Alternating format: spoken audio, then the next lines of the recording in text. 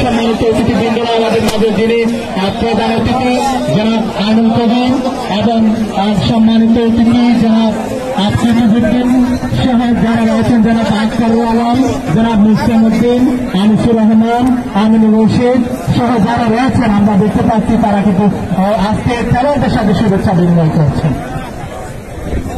আজকে আমার যারা রয়েছে আপনাদেরকে যারা এই যারা বিবরণ দিয়ে যান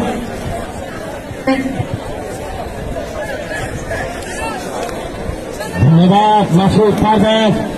আমরা দেখতে পাচ্ছি জাতীয় সঙ্গীতের শেষে খেলোয়াড়দের সাথে করমর্দন হচ্ছে সম্মানিত অতিথি বৃন্দ মহোদয়।